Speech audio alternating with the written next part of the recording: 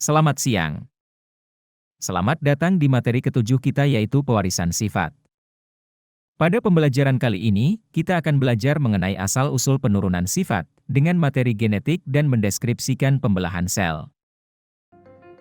Pada video kali ini kita akan membahas tentang siklus sel. Apa hubungannya ya sama mitosis? Penasaran kan? Stay tune! Aku suka biologi. Biology so awesome, oh my god! Teman-teman pernah kepikiran gak sih bagaimana bayi dari ketika masih dalam kandungan bisa terus tumbuh dan mengalami perubahan sampai menjadi bentuk manusia sempurna? Atau pada saat tubuh kita luka, bagaimana sel-sel bekerja sehingga dapat menutupi luka tersebut? Peristiwa tersebut ternyata dapat terjadi karena sel-sel terus memproduksi sel baru dengan cara membelah dirinya. Nah, proses pembelahan sel induk dan diakhiri dengan terbentuknya sel anak inilah yang dinamakan dengan siklus sel. Sederhananya, siklus sel ini bertujuan untuk perkembangan dan pertumbuhan sel itu sendiri. Oke, kita kan udah tahu nih apa itu siklus sel. Kita akan membahas tentang tahapan-tahapan siklus sel. Tadi kan udah Olive bilang ya, kalau salah satu tahap siklus sel itu adalah proses pembelahan sel atau mitosis. Faktanya, mitosis yang diakhiri dengan sitokinesis itu merupakan bagian terpendek dari siklus sel loh. Fase mitosis bergantian dengan tahap yang lebih panjang yang disebut interfase. Jadi intinya siklus sel ini mengalami pergantian dua tahap inti, yaitu interfase dan mitosis. Apa itu interfase? Sebelum dijelasin, Olive mau cerita dulu nih. Sebelum siklus sel dimulai, ternyata sel tersebut harus tumbuh dulu untuk menyalin DNA sehingga dapat membelah dirinya menjadi dua. Nah, fase tumbuh inilah yang dinamakan dengan interfase. Untuk lebih jelasnya mengenai tahapan ini, yuk kita simak penjelasan selanjutnya. Interfase dapat dibagi menjadi 3 fase. Fase G1 atau gap 1, fase S atau sintesis, dan fase G2 atau gap 2. Selama ketiga fase interfase tersebut, sebenarnya sel aktif tumbuh dengan memproduksi protein, sitoplasma, termasuk organel seperti mitokondria dan retikulum endoplasma. Pada fase G1 atau gap 1, sel tumbuh dan membentuk dinding molekuler. Pada fase sintesis, sel mensintesis salinan DNA dalam nukleusnya. Pada fase G2 atau gap 2, nukleus sudah dibungkus oleh selaput nukleus atau nuclear envelope. Nukleus mengandung satu atau lebih nukleolus. Dua sentrosom telah dibentuk oleh duplikasi sentrosom tunggal. Setiap sentrosom mengandung dua sentriol yang berfungsi untuk memisahkan DNA selama fase mitosis nanti. Pada fase ini, kromosom belum terlihat secara individual karena belum terkondensasi.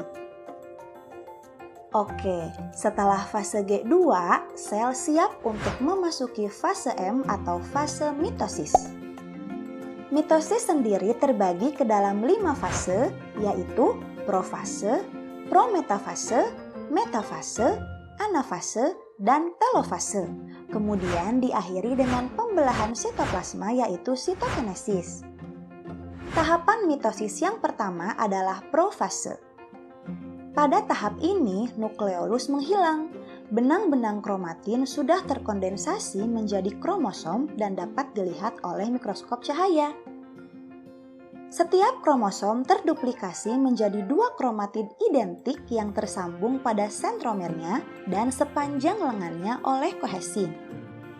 Gelendong yang terdiri atas sentrosom dan mikrotubulus mulai terbentuk. Sentrosom-sentrosom bergerak saling menjauh karena didorong oleh mikrotubulus yang memanjang di antaranya. Selanjutnya adalah prometafase. Pada fase ini, selaput nukleus terfragmentasi dan mikrotubulus yang menjulur dari sentrosom dapat memasuki wilayah nukleus. Kromosom semakin terkondensasi dan masing-masing kromatid kini memiliki kinetokor, yaitu struktur protein yang terletak pada sentromer. Beberapa mikrotubulus ada yang melekat pada kinetokor. Ini disebut mikrotubulus kinetokor. Inilah yang menarik kromosom. Sedangkan mikrotubulus non-kinetokor dapat berinteraksi dengan sejenisnya dari kutub yang berseberangan. Jadi semua mikrotubulusnya dapat pasangan ya, gak ada yang jomblo kayak kamu. Ups.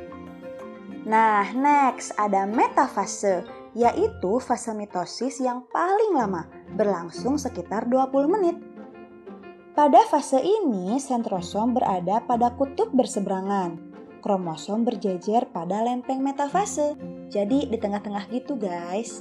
Setiap kromosom kinetokor kromatid saudara melekat ke mikrotubulus kinetokor dari kutub berseberangan. Lanjut, yaitu tahapan anafase.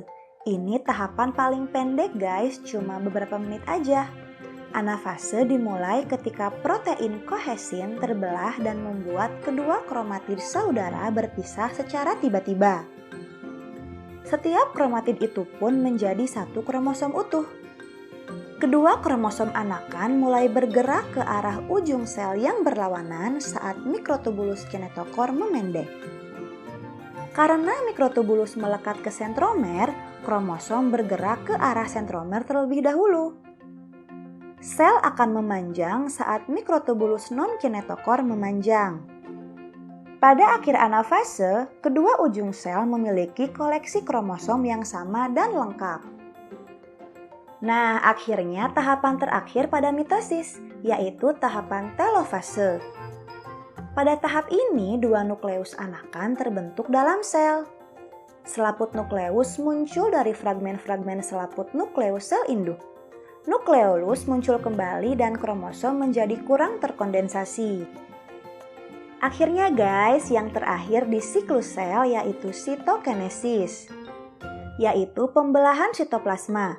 Biasanya berlangsung pada saat akhir telofase, sehingga kedua sel anak muncul tak lama setelah mitosis berakhir. Pada sel hewan, sitokinesis melibatkan pembentukan lekukan penyibakan yang membagi sel menjadi dua. Nah guys, setelah semua proses berakhir, sel-sel anakan yang baru terbentuk tadi akan memulai hidup baru. Maksudnya akan memulai siklus barunya sendiri, yaitu siklus yang sama yang dialami oleh induknya. Jenis pembelahan sel ada dua macam, yaitu pembelahan mitosis dan meiosis. Berikut penjelasannya. Pembelahan meiosis hanya terjadi pada organ kelamin. Pembelahan meiosis berfungsi untuk menghasilkan sel gamet, yaitu sel telur dan sel sperma. Melalui pembelahan ini akan dihasilkan sel anak yang mempunyai kromosom setengah dari kromosom sel induk. Pembelahan meiosis adalah pembelahan sel yang menghasilkan 4 sel anakan yang masing-masing sel memiliki separuh dari jumlah kromosom sel induk. Jumlah kromosom yang dimiliki oleh sel anakan adalah N atau disebut dengan haploid. Maka, pembelahan sel meiosis disebut sebagai pembelahan reduksi. Adapun fase-fase pembelahan meiosis mirip dengan fase-fase pembelahan mitosis. Pembelahan meiosis berlangsung dalam dua tingkat, yaitu meiosis 1 dan meiosis 2. Fase pembelahan meiosis 1 adalah profase 1. Pada tahapan ini, yang pertama membran inti mulai rusak menjadi bagian-bagian kecil yang dikenal dengan fragmen, dan terbentuk gelendong pembelahan. Yang kedua, benang-benang kromatin menjadi padat, menjadi kromosom dan kromosom homolog berpasangan. Yang ketiga, terjadi perpindahan silang atau dikenal dengan pertukaran segmen molekul DNA yang sesuai di antara kromatid non-saudara. Tahapan berikutnya yaitu profase 1. Pada tahapan ini, kromosom berjejer pada bidang pembelahan. Kemudian, tahapan anafase 1. Pada tahapan ini, kromosom homolog memisah dan bergerak ke kutub-kutub yang berlawanan. Tahapan berikutnya yaitu telofase 1. Kromosom homolog memisah dan bergerak ke kutub-kutub yang berlawanan. Kemudian, membran inti mulai berbentuk kembali dan sitokinesis menyebabkan terbentuknya dua sel anakan yang bersifat haploid. Kemudian tahapan fase pembelahan meiosis 2. Yang pertama, profase 2, di mana membran inti mulai rusak menjadi bagian-bagian kecil yang dikenal dengan fragmen dan terbentuk gelendong pembelahan. Dan selanjutnya, kromatik mulai bergerak ke bidang pembelahan. Tahapan metafase 2 yaitu kromosom berjejer pada bidang pembelahan. Selanjutnya, anafase 2 yaitu tahapan kromatid terpisah dan bergerak ke kutub-kutub yang berlawanan. Dan yang terakhir, telofase 2 yaitu nukleus terbentuk, kromosom terurai membentuk kromatin, dan sitokinesis terjadi. Oke, di video kali ini saya akan membahas mengenai reproduksi pada bakteri. Tapi yang saya bahas ini adalah dikhususkan reproduksi pada bakteri secara aseksual atau vegetatif ya. Untuk yang seksual nanti ada di video berikutnya. Oke, perhatikan gambar yang sudah muncul ya. Nah, secara umum simpelnya adalah kalau dia reproduksi secara aseksual, satu sel akan menjadi dua sel akan menjadi 4 sel dan seterusnya makin banyak ya. Nah, sekarang kita mau lihat bagaimana sebenarnya prosesnya. Proses reproduksi aseksual yang disebut dengan membelah diri atau pembelahan biner atau binary fusion. Nah, jadi di sini gambarannya ya. Nah, di sini nampak kelihatan. Jadi yang pertama di sini adalah replikasi DNA. Replikasi DNA di sini maksudnya penggandaan si DNA bakteri dari 1 menjadi 2. Nah, itu kelihatan ya. Sudah ada 2 DNA pada bakteri. Itu dia replikasi DNA. Tahap yang kedua itu adalah sitokinesis awal. Sitokinesis awal di sini maksudnya adalah pembelahan sitoplasma atau pembelahan sel, tapi dia masih di awal. Jadi nomor 2 itu sitoplasma atau selnya itu mengalami pemanjangan ya. Nah, coba bandingkan dengan yang nomor 1. 1 dan 2 itu selnya itu mengalami pemanjangan. Kenapa dia mengalami pemanjangan? Karena dia mau membelah. Sitokinesis, pembelahan sitoplasma atau cairan sel atau pembelahan sel. Tahap yang ketiga adalah terjadi invaginasi atau pelekukan pada membran sel atau pada sel bakteri. Nah, seperti ini ya yang saya tandain. Jadi dia ada mengalami yang namanya invaginasi. Karena si membran sel atau si sel bakteri tersebut akan membelah. Yang keempat itu sudah kelihatan bahwa dinding sel pada kedua anakan itu sudah mulai terbentuk ya. Jadi cross wall forms completely. Jadi sudah lengkap dia untuk masing-masing si anakan dari bakteri yang mau terbentuk ya, tapi belum terpisah.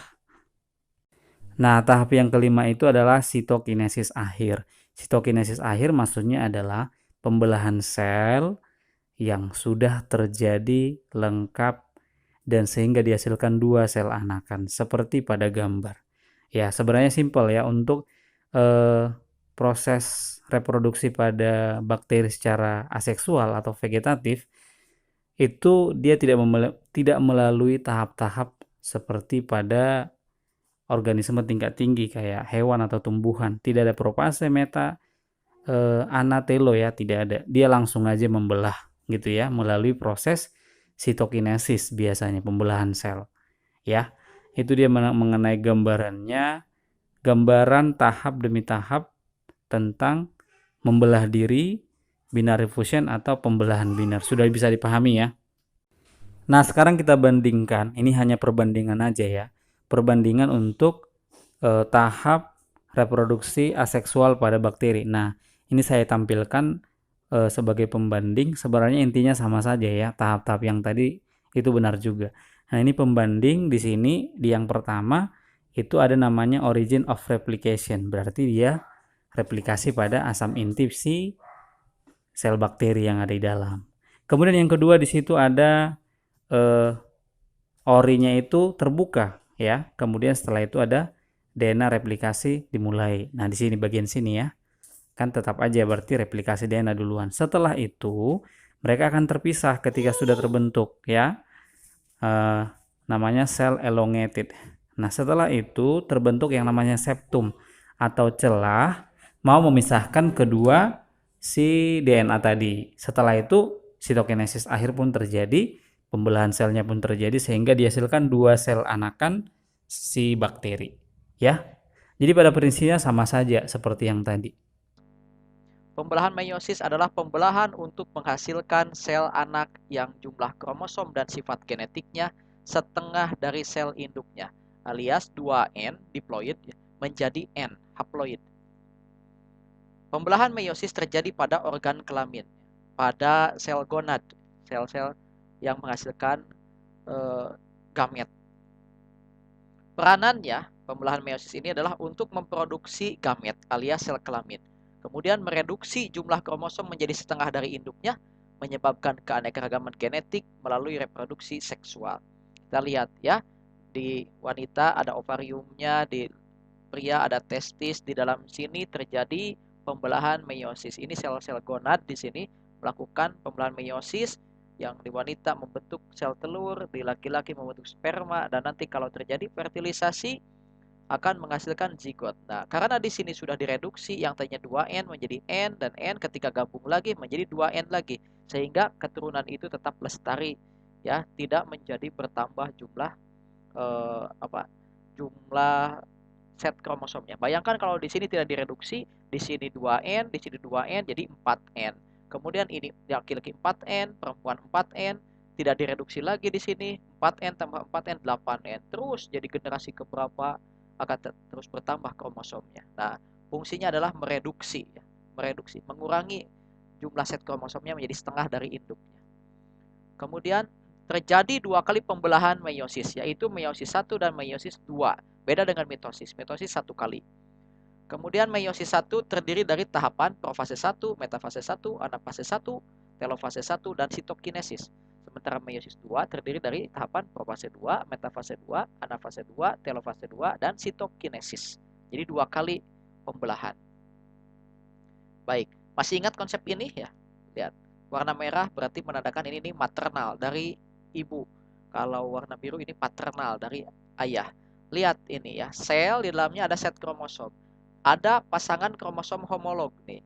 Ini dari ibu, ini dari bapak, maternal, paternal.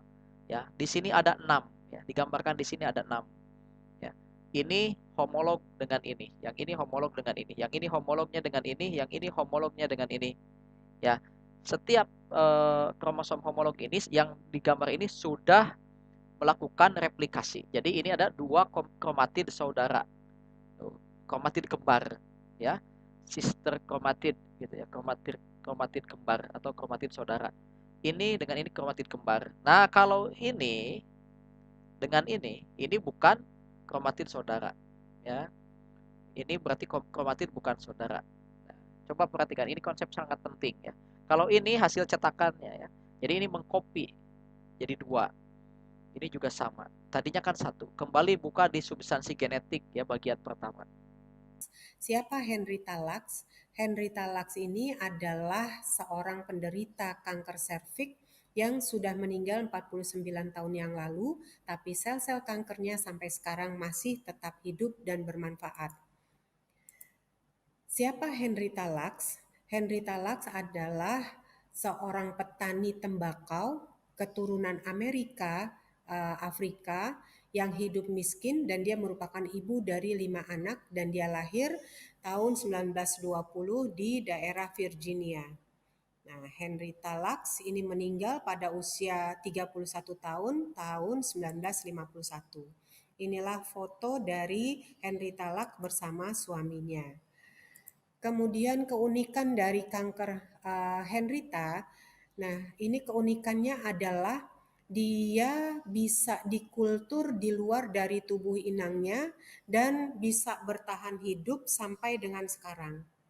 Ya, disebabkan ini pertama kali sejarahnya ketika dia merasakan adanya gangguan di dalam tubuhnya, yaitu dia terus mengalami pendarahan walaupun dia sedang tidak mengalami menstruasi, kemudian timbul rasa nyeri dan sakit pada perutnya.